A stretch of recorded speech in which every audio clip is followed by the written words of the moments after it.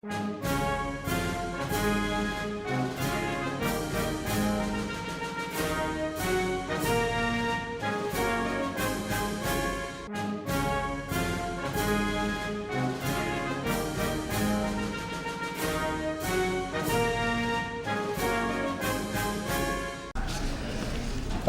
I'd like to ask everybody to be quiet, please. Please join me in reading this American Freedom, which we'll start the meeting with today. You have in your information package you received today or yesterday, you have several different items, but the top item should be in your packet, one that is entitled American Freedom. Everybody has it out? Please join me in reading it slowly. Okay? American Freedom should be in everybody's packet. If you don't have one, please ask your neighbor if they could share theirs with you while we read it together.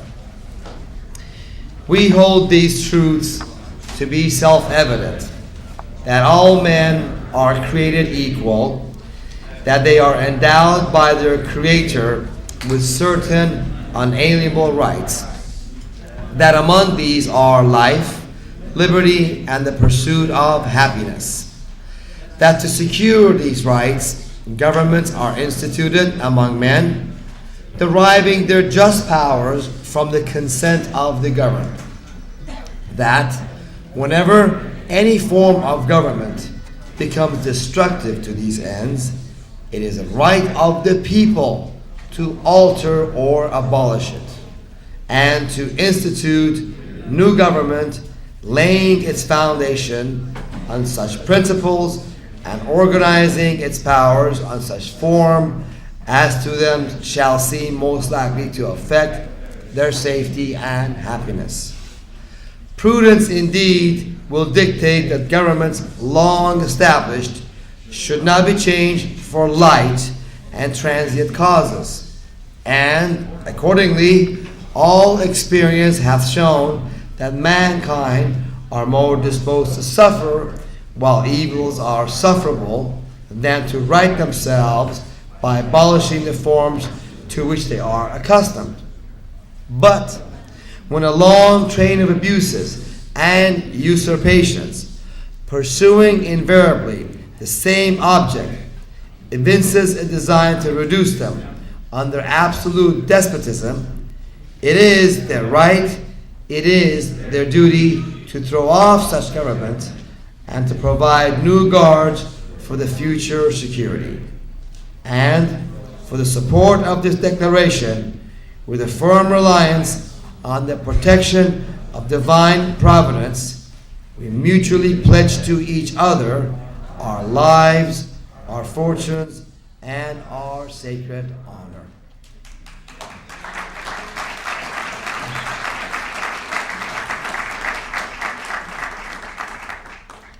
What we just read together was excerpts from the unanimous Declaration of the 13 United States of America, the colonies, at that time called the Declaration of Independence, adopted on July 4th, 1776 by we the people, by the founding fathers, separated from the lawful but tyrannical government of the time, King George of England, and instituted new government to guard their liberties.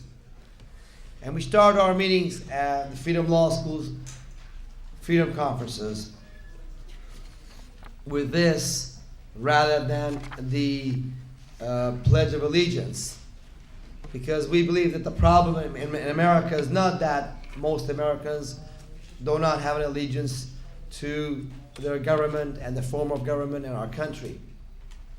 The problem, we believe, is that our public servants out there who took an oath to God and to you, the American people, their masters, to uphold and defend your rights and your liberties, they are not taking that pledge, that oath that they're taking to protect your life and liberties by acting in accordance, in strict accordance and under the limitations of the U.S. Constitution.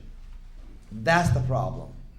They're not pledging to your right, and they need to take a pledge to you to protect your rights and liberties by properly upholding the United States Constitution and its laws, which we believe they are not doing properly. So with that, folks, this weekend, Freedom Law School is bringing you for the 7th year our Freedom Conference. This is Health and Freedom Conference. We got some health speakers as well for you today and tomorrow. And we provide you a variety of speakers that will talk about the important issues that face America today. Things that you find your politicians not talking about. Things that the major media doesn't talk about. Things that the major corporations and banks, who directly or indirectly own and control the major media and the politicians, do not talk about, but are things that they all should be speaking about. Things that really do affect our lives and our freedoms in a very serious way. So we bring you this weekend a variety of speakers. We have many whistleblowers, people who are inside the government. They were once one of our public servants, who are coming out and telling us what's really going on with our public servants inside, out of control. We have citizen activists. We have attorneys. We have a whole group of individuals from various backgrounds and line of information. And we invite you to hear everyone, be in the room to hear every single one of them, because the one that you think is you know about or not interested is the one that you probably need to listen the most, who has something new to offer you that in the past perhaps you were not exposed to.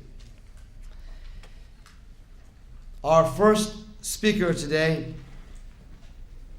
served as the Senior Policy Advisor of the Office of the Educational Research and Improvement of the United States Department of Education during the first Reagan administration. And this lady blew the whistle on a major technology initiative which was intended to control the curriculum of what is taught in America's classrooms. This whistleblower was a former school board director in Camden, Maine, and was co-founder and research analyst of Guardians of Education for Maine from 1978 and 2000. She has a very colorful background. Please help me give a warm hand and welcome to Charlotte Iserbyt.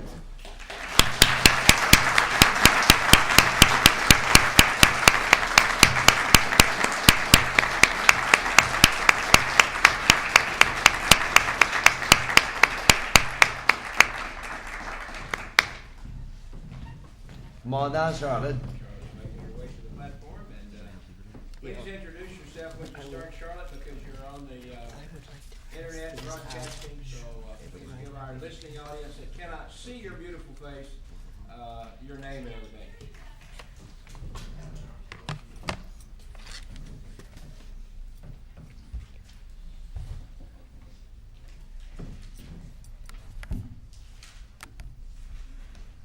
Good morning, everybody.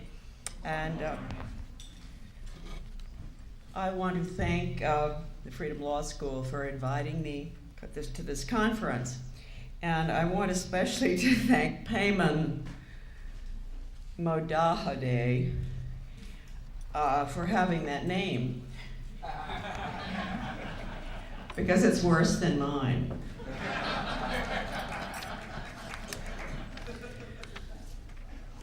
I don't really think I'd even exchange it with him. Now, first of all, we know we're in a lot of trouble in this country. And so I would like to start with this conference with a prayer. And I'm not one of those Bible-beating people, never have been. But I love the Bible, and I believe that only through the good Lord can we turn this around. Amen.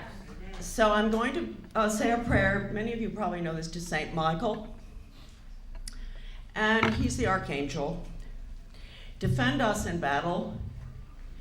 Be our protection against the malice and snares of the devil.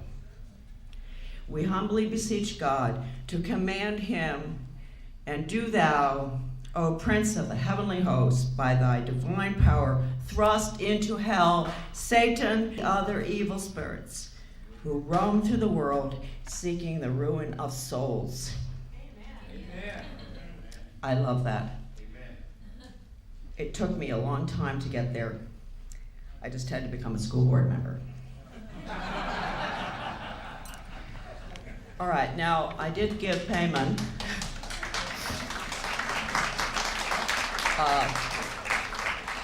I gave Payman a lot of flyers there that you're probably going to run out of them, but they are the flyer for my book, The Deliberate Dumbing Down of America. That book has been out for 6 years now and really did extremely well. I don't know, I think talk about St. Michael, perhaps.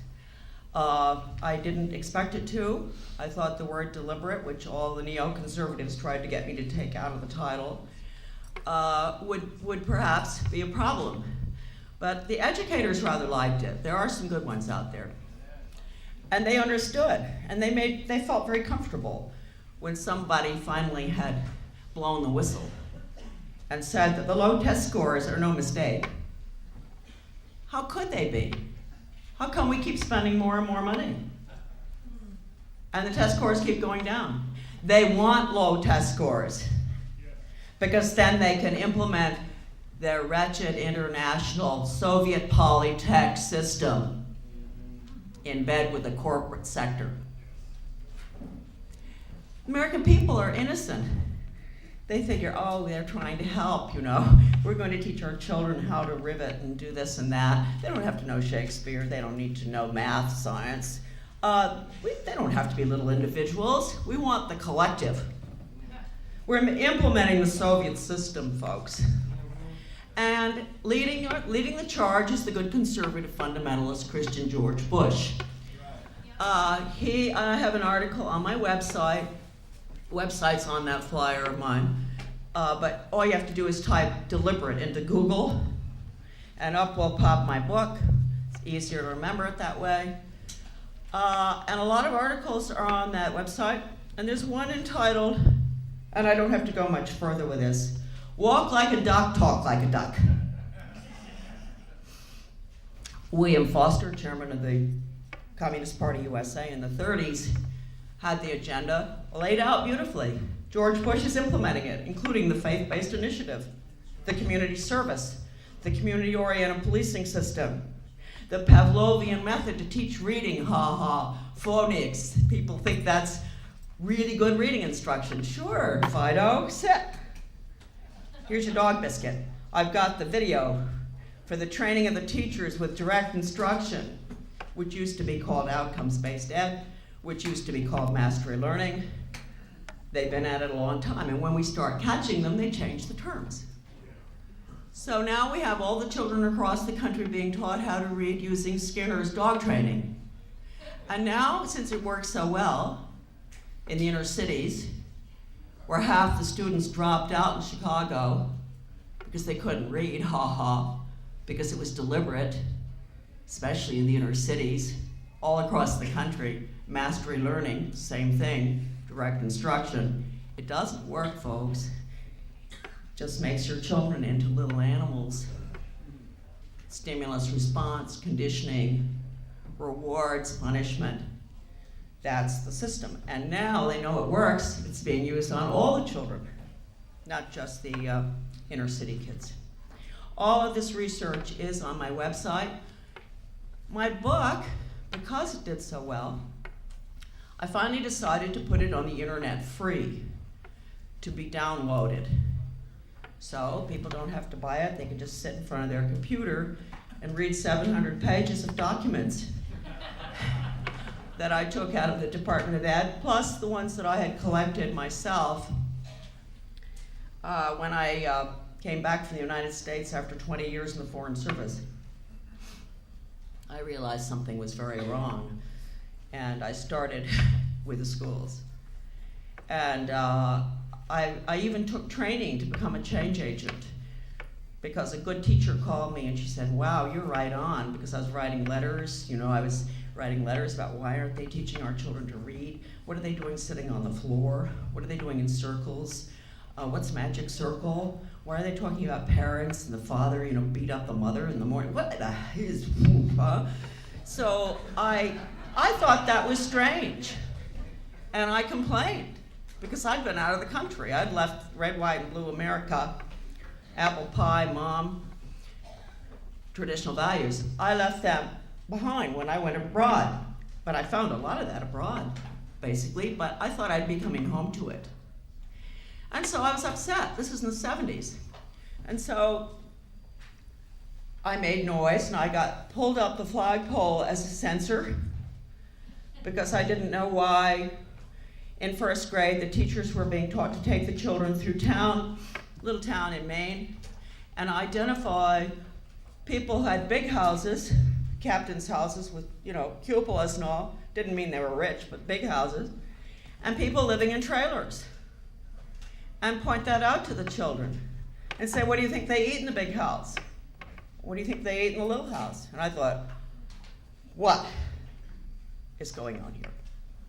Why are they turning these children this way? They're creating class warfare.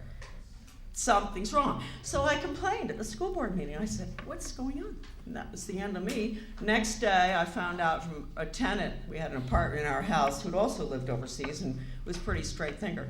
She said, hey, Charlotte, down at the co-op, remember they used to sell cheese and everything in the co-op in the 70s, things like that. The word is out, you are a kook. All of you too, right?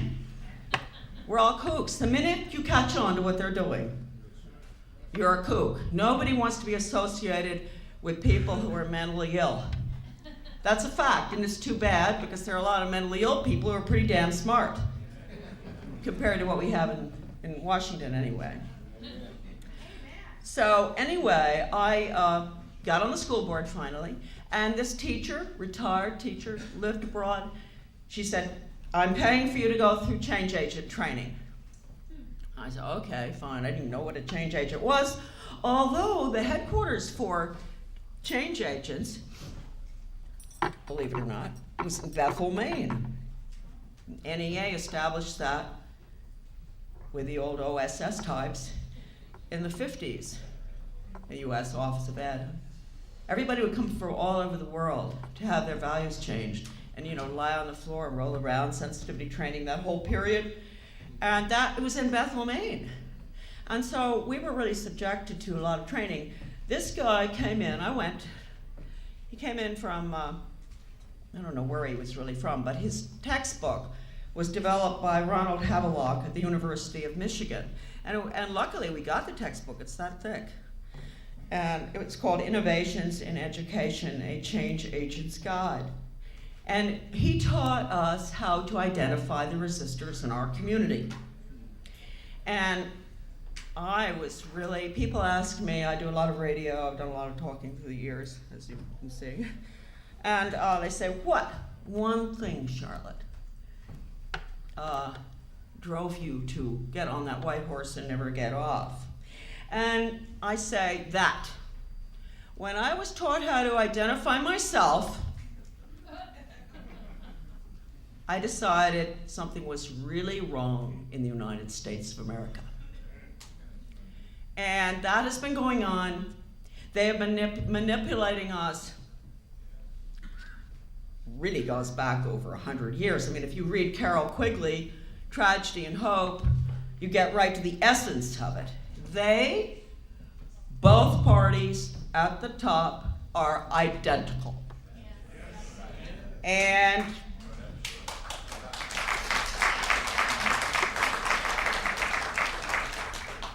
as I believe Quigley said in that marvelous book, and he was one of them, as many of you know, the only thing he didn't like was that it was kept secret from us. Now we all know it's out, but unfortunately the average American doesn't got a clue. But I believe, Whitney, the big families, and I'm sorry to have to tell you that I have some connections with those families. And they planned this whole thing very carefully, that both parties would be controlled at the top, so that when we resistors and we Americans, plain Americans, go to the polls, we'll think we're going to get what we want, but we'll get what they want. And that has been going on for a long, long time. And that's why it doesn't really make any difference who you vote for, who's worse than who. I mean, I think George Bush is probably more dangerous than Bill Clinton. Although it doesn't mean I like Bill Clinton, because he put all the extra police on the streets. And they all have the same agenda. And it's an international agenda. It comes out of the United States. All of its tentacles, it goes down into the private foundations. Very important, I want to mention that to you. Especially since I have recently put on my secondary website, which is linked from my first one. It's called AmericanDeception.com. And I purchased the totally unavailable transcript of the hearings, the Reese Committee and the Cox Committee hearings in the 50s, which investigated the tax-exempt foundations. And it's about 2,000, 3,000 pages. The foundations went out and they scooped up everything, all the hearings. Of course, they were abruptly terminated. Of course, it was the Republican administration. Eisenhower was involved in that. The Democrats as well. They didn't want the American people to know the role of the tax-exempt foundations in destroying what Hayden spoke of earlier when we all recited that. They did not want anybody to know. So I had a friend who'd worked with that committee, and Norman Dodd died about 20 years ago. I knew him as well. He was the research director for the committee. And Norman Dodd was the one who was told by the Ford Foundation president in a meeting in New York that they got their instructions from the White House. And the instructions were to use their money to change America so it could be comfortably merged with the Soviet Union. Well, we know the Soviet Union is still alive. They don't call it that. It's better off than ever. I mean, communism is so blatant now, in our face, but the deliberate dumbing down has created a population that if you don't know economic systems, you don't know political systems, you don't know the Bill of Rights, when someone takes it from you, how are you going to know? You don't care. So I knew this gentleman, who's still alive, wonderful person, who had one copy. He'd been holding onto it for years.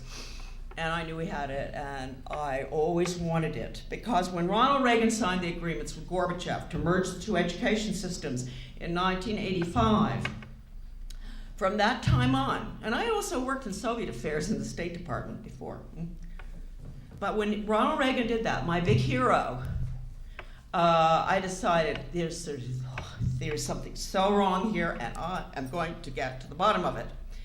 And so finally last June, I purchased the committee hearings, and I put them on the internet. I have a wonderful son who, he's very good with computers, and he's done all of my websites.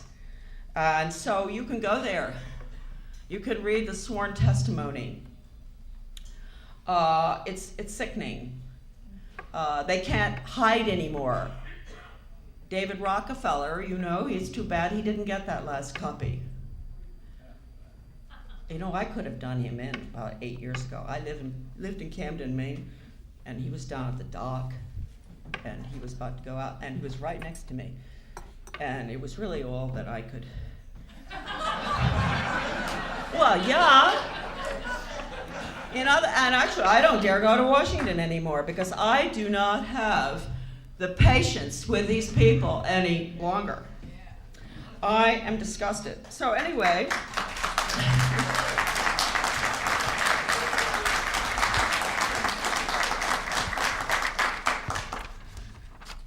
just recently, all of you probably saw, would you please stop me when I've done a half an hour, because then I can sort of figure out what I haven't said.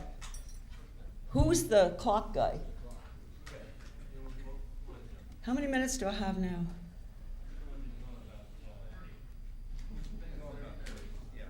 I've gone for 30 minutes?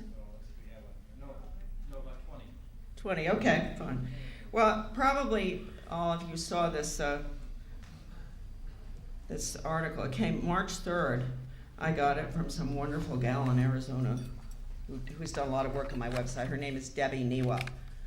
Wonderful, wonderful person that I met recently. And she sent this to me, and this is, it was in the Taipei Times, February 21st. Did you see it by Richard Haas, who's, I think, the head of the Council on Foreign Relations?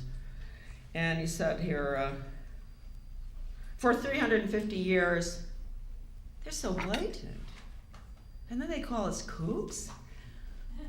I mean, for 350 years, sovereignty, the notion that states are the central actors on the world stage and that governments are essentially free to do what they want within their own territory, but not within the territory of other states, has provided the organizing principle of international relations. The time has come to rethink this notion. Richard Haas, he's the head of the Council on Foreign Relations. Right? The world's 190 plus states now coexist with a large number of powerful, non-sovereign, and at least party, and often largely independent actors ranging from corporations to non-governmental organizations. They are so bad.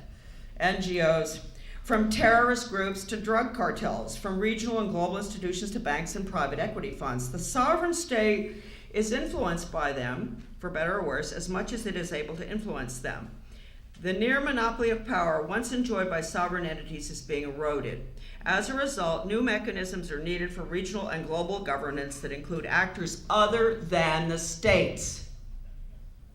Don't forget, the key is to take away representative government through regional government, and wait a minute, folks, through school choice. Now, whoever would have dreamt school choice would be the vehicle, except they're so wicked bad. They're so diabolical.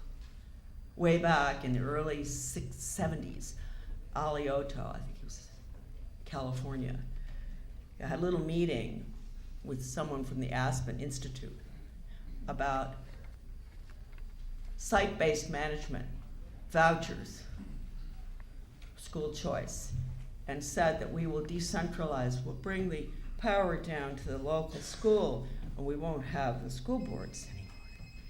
And let me tell you one thing, when you go on AmericanDeception.com, go to a memorandum, it's called Iserbyt to Schlafly, Phyllis Schlafly. What was the site? AmericanDeception.com. But it is also linked from my primary website, DeliberateDumbingDown.com. And you can get all this just by typing deliberate into Google, okay? And then you'll see the link. And when you get into AmericanDeception.com, which has the Reese and Cox Committee reports, wonderful old Don Bell reports, wonderful Don Bell, and Maureen Heaton's incredible book is now up there, The Impossible Dream. When you get there, though, go down. There are a lot of very important documents on that website. To Iserbyt Memo to Schlafly. And you are, it doesn't, I'm not saying anything wrong with Phyllis, although I wish she'd come in when things were a little easier to take care of than at the last minute. But still, I warned her. And this will show you, all the documents are there going all the way down to letters, recommendation, congratulations from Lamar Alexander, Bill Bennett, everybody, Rand Corporation, Paul Hill, Charter Schools, Hudson Institute, Heritage, all the way down the line to letters. This is a wonderful idea, the site-based management and the council form of government. Okay, you're smart. You know what that is. That's the Soviet system. Little councils. Look in a dictionary. Thank you. So I've done 30 minutes. All right. Now, I really felt that that was very important to mention. Now, I'm going to go on. These are the non-governmental people that are running our country. And I mean, all you have to do is look at that and say, hey, what's wrong here? How come they're representing us? You know, you go to a hearing in your state capital, there are all these people there that weren't elected. Regionalism is communism. Don't forget it. I have a letter, it's in my book, The Deliberate Dumbing Down of America. I only brought 2 hard copies here, but you can order the book from me. It's easier for you to do that, or go on the internet. It's so heavy, it weighs 4 pounds. You don't want to lug that home. And if you buy that book from me when you get home, you will not have to pay the postage. I will do it. It's $40 usually, plus $47, but since you're all here, I've made it possible. You can have it for $40. Don't worry about the postage. Contact me. My website has all the information if you didn't get a brochure. But very slowly, they have been stripping us of our representative form of government. I have a letter in my book from a communist writer for the Daily World. That, you know, in the 70s it changed. It's not Daily Worker anymore. And it's on regional government. And he says right there, we're moving too slowly in the United States towards regionalism. It worked so well in the Soviet Union. All right, but I want you to know that that is the sustainable development. Regionalism is communism. They're implementing well, let's just call it Lenin's International Socialism. That sounds better. Let's go to Gorbachev and ask him. What did he say about the European Union in London a few years ago? European Union is the same thing Bush is putting in here. All the regions, regional, are being modeled on the European Union. So Gorbachev says the European Union is the new European what? Soviet. Isn't that nice? So Bush is implementing here with his sustainable development, his education agenda, school to work, planned economy, no freedom for your children, identified at an early age, no Shakespeare, forget it. Who cares if they can read, right? The corporations don't want educated people. David Hornbeck said that. He was the one leading the whole restructuring out of the Carnegie Corporation. He said corporations in human capital, Hornbeck and Lester Salomon. Corporations don't want educated people. They give us too much trouble. They quit their jobs. They want drones, little workers, that they can move all over the planet. Harold Sheen, there's a quote in my book, major change agent on that. It's all deliberate. They have to create moral and academic chaos, right? Can't read right, can't defend yourself, period, okay? Moral chaos through all the destructive values, clarification, textbooks, literature, etc. Got kids out there, poor things, they don't know where they're coming from and going to. They've got things in their lips. They don't wear a raincoat when it's raining. It's a tragedy. And you have Columbine, you have them killing each other. If this isn't a tragedy, I don't know what. And the educators continue to keep pouring money down the tubes to create this problem when in 1898, if you go on the internet, write this down, type in Salina, Kansas, Salina, and you will find the final exam, 8th grade, 1898. No Harvard graduate could pass it. I couldn't. Okay. Multi-billions and trillions of dollars down the tubes. If people don't care about kids, okay, don't they care about their wallet? How many times do you go to the butcher for a rotten hamburger? The same butcher. This is a tragedy, and they had to use the schools because that's how you control the minds of the future generation. That's the key. You don't need bombers. You don't need anything. You need an education system that spends multi-billions of dollars in brainwashing, which is all that it does.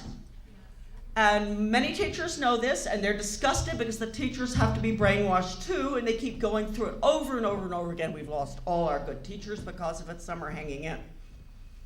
But it's through the education system. Ask Mao Zedong, ask Hitler, ask Castro. Go to Cuba if you want to see the school to work. It's cheaper than going to the Soviet Union or Germany. Go to Cuba. Kids come out at noon, they go to the cigar factory. Kids come out here, they go to the insurance company or the morgue. This is not America. This is not free enterprise. Of course, we know free trade is Marxism, deliberate, dumbing down.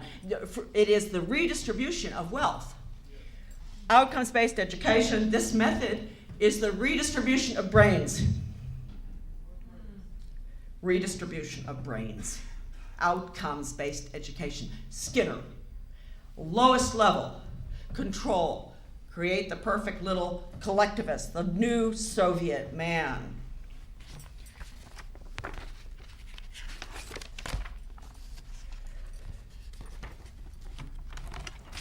Now, when I was in the department, I got fired because I leaked a document on technology which would control curriculum, and it has.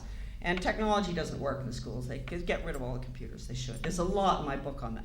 Great deal in my book on the method, the Skinner-Pavlovian method. It's not rote learning, folks. They'll tell you it is. The neocons will say this is rote learning. I say, look, get with it.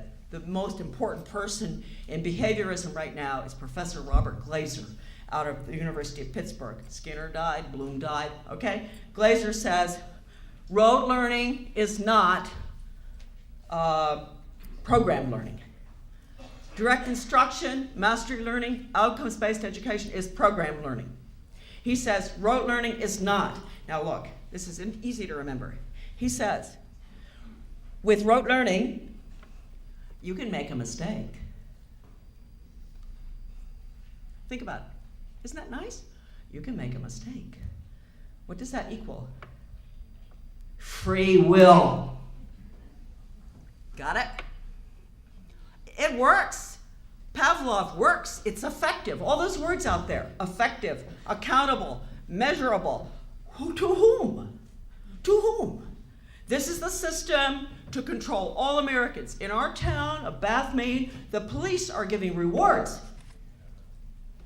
Little medals to citizens who do good deeds. Ugh. I wrote a letter about that. I don't think that goes on anymore since I wrote the letter, but that's the community-oriented policing system. So on my website, you'll see the latest article I've written is called Revolution in Education, Soviet Style, okay? And it's in 2 parts. Don't forget to read the second part, because the second part quotes an Australian educator, not little Charlotte without the degrees, Australian educator who says they're putting the same system in Australia all over the world. It's all Skinner. It's all computers. Well, that's awfully nice. Did you give me a little extra? Okay. Anyway, that's very, very important to remember that that's the method. The method's key. You don't even want to do that to your dog. And anyway, it's all over my websites. There's so much out there in regard to the method. Most Americans don't understand the method, but I hope you do understand when I tell you that I saw the video, the teacher training video for direct instruction, which is a scientific research-based reading. Huh? Do we need scientific research-based reading instruction in this country? I have a friend who's a teacher. She says she could teach children to read and do math at the beach with a stick in the sand. This is insane. And this video has the teacher, direct instruction, DISTAR. It's a special ed program too, by the way. It started out in the late 60s. And the teacher is using hand signals. You like that? I thought I was going to be sick to my stomach when I saw that. I really was surprised that it was that blatant, and that they, foolishly enough, in Portland, Oregon, where the center is with Siegfried Engelman running it for 30 years, getting paid by the federal government, that they sent me the teacher training video. But you know what? You have to see it to believe it, because everybody will tell you you're crazy. You know what I'm talking about, right? Unless you see something like that, you yourself know, well, I'm not crazy. I'm not crazy. That's what they're doing. Now, I'm going to make this easy for you. First of all, you know that the goal is Lenin's socialist world government. Now, we can call it communism, we can call it fascism. Ronald Reagan started the partnerships between the public and private sector when I was in the U.S. Department of Ed. That was another thing that really got me. I was the, foolish people, the liaison with the White House on public-private partnerships. And I went over and I just said, you know, I don't have that much education. And I just said, you know, isn't this corporate fascism? And this lovely lady said, well, Charlotte, you know, God, I wonder if they really thought of that, huh? So that administration put this system in, total corporate fascist socialist system where the public and private sector are merged just like the Soviet system. They don't have a private system, but they have government and industry working together. With a public-private partnership, you lose all of your representation. And folks, when your child cuts his finger off down at the shop when he's doing his little, school to work training, tell me, who's responsible? The garage or the school board? Think about it. That's the key, right there. Where is the accountability? You've lost it. Representative form of government when you merge the private and the public, and Ronald Reagan did it. He set the whole thing up. Okay, now, to remember things well, I call it the 7-pronged fork. Devil's fork, huh? Because nobody but the devil could have implemented this. And finally, after I'd beat up for many years on radio the poor audiences out there, making them feel stupid that they hadn't figured this thing out, I thought, I've got to find a way to make these people feel better. Because, it really isn't all entirely their fault. And so I came up with my 7-pronged devil's fork. It is the method, which is Pavlov and Skinner. Operant conditioning, rewards, punishment. You see it all over the country. If you do what the government wants, the government gives you what they want, And in school, everywhere. It's the dialectic. You create create the problem, people scream, aha, they're so upset, we can put the program we want in, and they'll never say a word.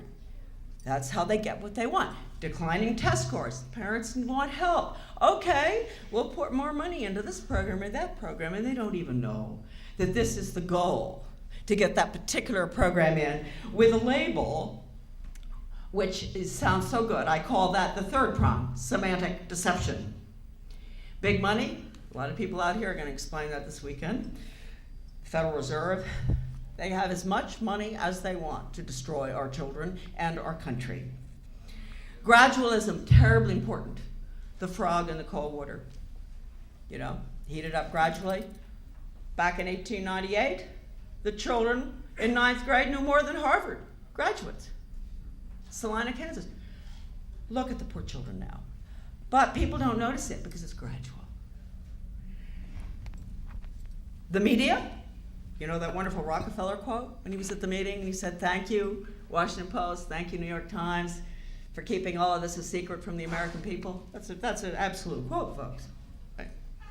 And then you have the deliberate moral chaos. And Benjamin Bloom, very important professor, died, behaviorist, he said, the purpose of education is to change the thoughts, actions, and feelings of students. Well, isn't that interesting? Every teacher has to go through his taxonomy to become a teacher. So don't dismiss Benjamin Bloom. And he defined good teaching as what? Challenging the students' fixed beliefs. Okay, now there, in that one particular quote, you have the deliberate creation of moral and academic chaos, don't you? It's nihilism.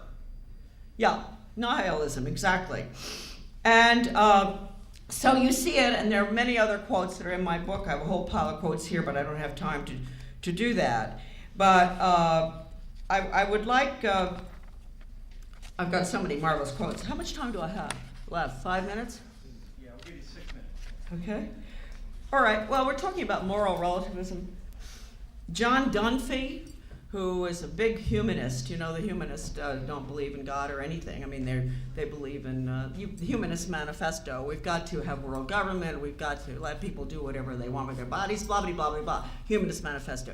But John Dunfley, in A Religion for a New Age, in that magazine in 1983, said, the classroom must and will become an arena of conflict between the old and the new. The rotting corpse of Christianity, together with all its adjacent evils and misery, and the new faith of humans, resplendent in its premise of a world in which the never realized Christian idea of love thy neighbor will finally be achieved. This is the mentality. Now, if you want to academic chaos, Professor O. Nelson, very important. In 1934, I think, he was at a meeting of the Progressive Education Association, and he was called into a late meeting with CFR people, educators, and Dr. Ziegler was the chairman of the educational committee of the CFR. And this is a professor, a teacher, telling the truth about what happened with math. And his teaching on functional physics, this teacher had caused the head of the CFR education guide to call him in. And John Dewey was there, Thorndike was there. These were all in a CFR meeting, and this Dr. O. Nelson said that they were all communists. And he said that he was listed as a communist. He didn't even know. He wasn't a communist, but because he was at that meeting. And he said that it was a communist front. And then he said 11 of those attending were in education. And then he pointed out, they talked to him about changing the math to the new math, basically. And he said, but that won't work. They won't be able to reason. And they said to him, Nelson, wake up. All right. That's just one little dumbed down quote. Incredible. A lot of people said don't use it because you can't document. I can. I've got a little audio cassette of the speech that O. Nelson gave to teachers in Minnesota about 20 years ago. I hear him saying it. So now I think we'll go to 1934, where the decision was made to implement this system. It's in my book. Carnegie Corporation had a little book. It was the final result of a study that was done on the social studies. And this is, I have the original little book, believe it or not, very small. And it says, 1934, the commission, and don't forget, Carnegie has been the most important in education restructuring all the way through to this moment. Implementing the agreements with the Soviet Union, implementing school to work, implementing the national assessment, implementing everything, and I can follow them. It's like, was it Little Red Riding Hood or the other one, Hansel and Gretel? Hansel and Gretel. They've left all their tracks. They've made it very easy for Charlotte. And this is just one quote. Listen. The commission was also driven to this broader conception of its task, 1934, by the obvious fact that American civilization, in common with Western, is passing through one of the great critical ages of history, is modifying its traditional faith in economic individualism, that's free market, right? Not the kind we have now, and is embarking upon vast experiments in social planning and control, which call for large-scale cooperation on the part of the people, you. Cumulative evidence supports the conclusion that in the United States and in other countries, the age of laissez-faire in economy and government is closing, and that a new age of collectivism is emerging, end quote. All right, 85, Ronald Reagan signed the agreements with Soviets. Carnegie signed even more extensive ones to do with elementary school and training the children in critical thinking, elementary school, computers, etc. I'm going to close now. This system of education is required for a dictatorship. Nothing else. Groupthink, collectivism, humanistic values. God is dead. No individuality, no jobs for your children in the future in a field that they may wish to participate in, and birth control, and mental health screening for all of you, and underneath the umbrella of the school district, which I had not mentioned yet, we will have all the services lifelong. This goes way back, Mott Foundation, I've got all the documents. And everybody will be controlled with a computer. Everything will be going into the school district central office, no matter what you are. You could be 80 years old. Actually, one of the big groups, corporate groups, says it's kindergarten through age 80. Huh? Like that? Age 80. So it will be under the umbrella of the school district. All the services will be provided, including leisure services, social services, whatever. You name it, there will be nothing in your life which will not be controlled underneath the umbrella of the school district. And if you wonder why all those Taj Mahals are going up out there across the country, that's the reason. And all the training for the workforce will go on in there as well. And abortion clinics, everything. This is the system. Management by objectives, total quality management, sustainable development, take your land, nothing goes, no laws left. Our Constitution in shreds. Thank you very much.